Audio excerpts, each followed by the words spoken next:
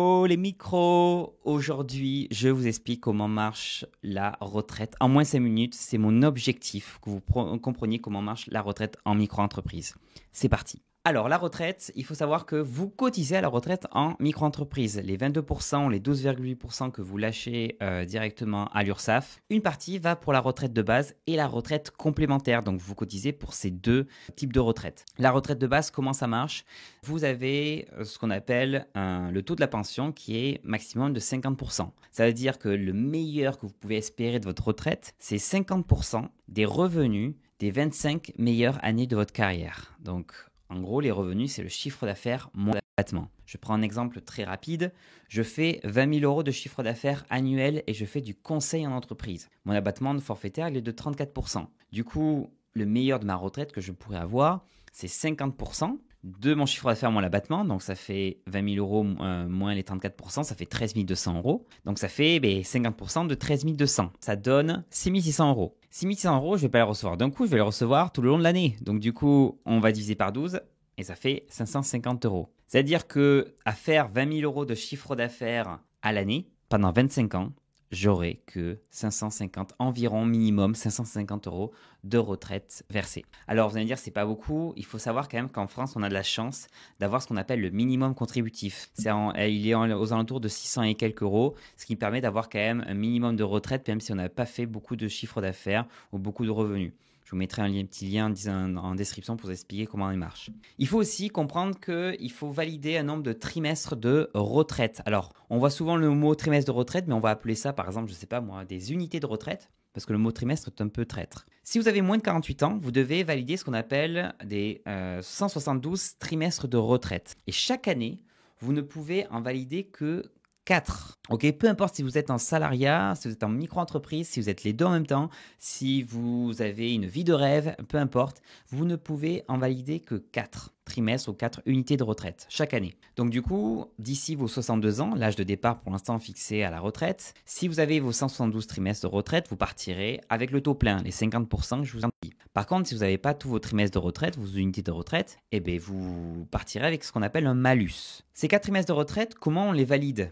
En fait, il faut faire un minimum de chiffre d'affaires. Je vous affiche directement un tableau qui vous dit en fonction de votre catégorie d'activité quel minimum de chiffre d'affaires à réaliser. Il n'y a pas d'abattement, il n'y a quoi que ce soit. C'est vraiment ce chiffre d'affaires encaissé pour pouvoir valider ces 4 unités de retraite. Vous pouvez les valider en un mois. Ça veut dire que si en un mois, vous faites par exemple 10 000 euros et vous êtes en activité libérale BNC, eh bien, vous avez validé vos 4 trimestres de retraite. Si vous l'avez fait en 10 mois, vous avez validé 3 ou 4 trimestres de retraite, peu importe.